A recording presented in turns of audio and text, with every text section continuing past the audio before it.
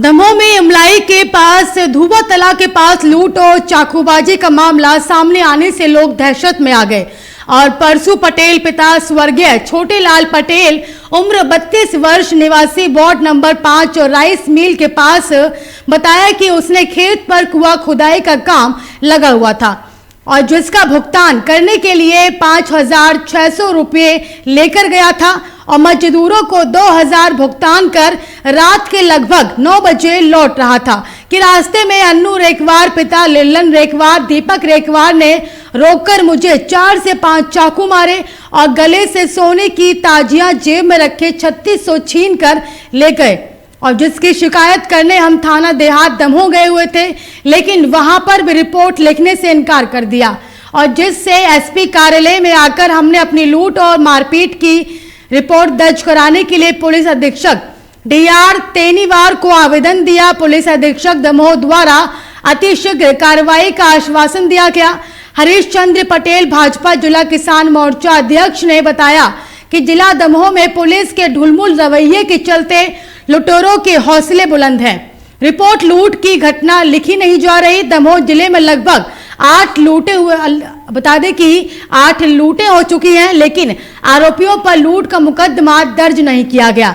अभी जो परसू पटेल द्वारा आवेदन दिया गया है उसमें रिपोर्ट लिखने की बात तो कही गई है, लेकिन ये नहीं कहा गया कि लूट का मुकदमा कायम किया जाएगा।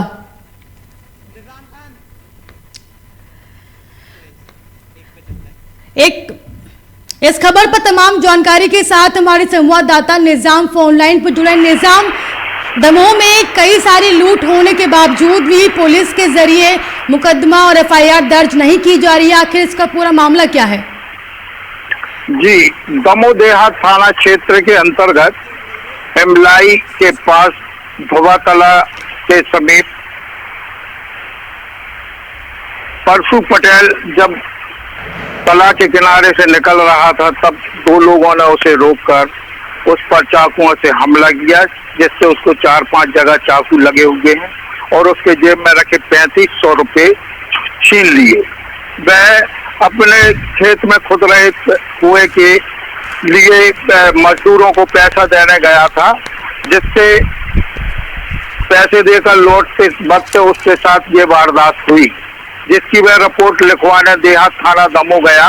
वहां पर पुलिस अधिकारी महोदय द्वारा कह दिया गया कि आपकी जो गले में तबजिया थी सोने की वह गिर गई है, चाकू आपको लगे हुए हैं, लेकिन आपका पैसा लूटा नहीं गया है, गिर गया है और उसकी रिपोर्ट नहीं लिखी गई। इसी के चलते वह बहुत दुखी हुआ और अपने किसान मोर्चा हरीश चंद्र पटेल के साथ पुलिस अधीक्षक कार्यालय पहुंचा। वहां पुलिस अधीक्षक डीआर तेनीवार को अपनी पूरी घटना के संबंध में बताते हुए और रिपोर्ट न लिखने की बात कही। इसी प्रकार देखा जाए कि चंद्रभान पटेल ने भी पुलिस पर अनेक आरोप लगाए हैं कि शहर के अंदर दिन प्रतिदिन हो रही लूटों पर पुलिस का कोई शिकंजा नहीं कस रहा है, जिसके चलते लुटेरों के हौसले बुलंद हैं और आए दिन लूट को अंजाम दे रहे हैं। पुलिस की इस प्रकार की कार्य प्रणाली पे कहीं ना कहीं शक तो होता है कि पुलिस कितनी निष्क्रिय और सक्रिय है। चलिए, आपका तमाम जानकारी के लिए बहुत शुक्रिया।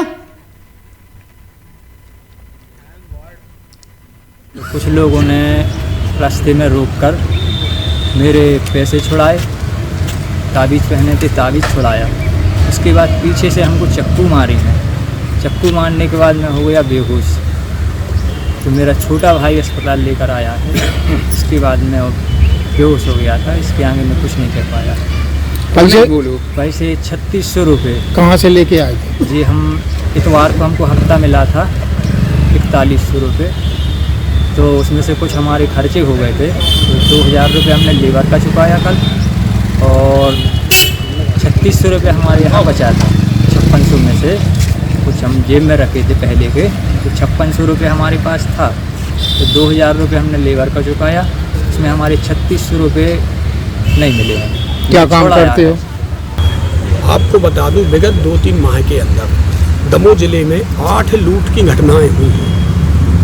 हाल ही की आपकी पिछले अप्रैल के में तीन गुल्ली पर चंद्रभान पटेल के साथ हुई। इसके बाद पथरिया में मारा गांव के किसान के साथ लूट हुई। सुलभ कॉम्प्लेक्स के पास सुलभ कॉम्प्लेक्स के पास अपने यहाँ कोतवाली थाना अंतर्गत और कछियाना मंदिर के पास कोतवाली थाना अंतर्गत 24 मुकेश रेकवार के साथ कमलेश पटेल के साथ 60,000 की लूट हुई। पथरिया बिलाई गाँव की पथरिया थाना जेरेट अंतर्गत रतन पुत्र नंदराम अग्रवाल के साथ 20,000 रुपये की लूट हुई।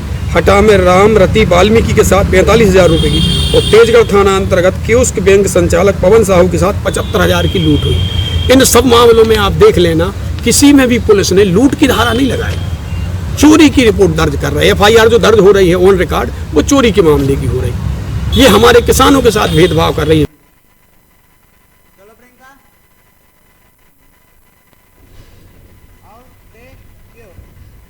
मध्य प्रदेश शासन की महत्वाकांक्षी योजना सीएम राइस के अंतर्गत बालाघाट में जिला स्तर पर शासकीय वीरांगना रानी दुर्गावती उच्चतर माध्यमिक विद्यालय बालाघाट का चयन किया गया। सत्र 2022-2023 के लिए प्रवेश प्रक्रिया प्रारंभ कर दी गई है और सीएम राइस प्राचार्य डॉक्टर युवराज राहक डाले द्वारा हमारी टीम से चर्चा के दौरान बताया गया कक्षा 9 और 11 में हिंदी और अंग्रेजी माध्यम KG1, KG2 और पहली कक्षा अंग्रेजी माध्यम में प्रवेश के लिए आवेदन पत्र का वितरण शासकीय वीरांगना रानी दुर्गावती थाना बालाघाट कोतवाली के सामने बालाघाट में 1 जून से किया जा रहा है और KG1 से 8वीं तक हिंदी माध्यम में प्रवेश के लिए आवेदन पत्र का वितरण शासकीय माध्यमिक शाला जय हिंद टॉकीज बालाघाट से किया जा रहा है।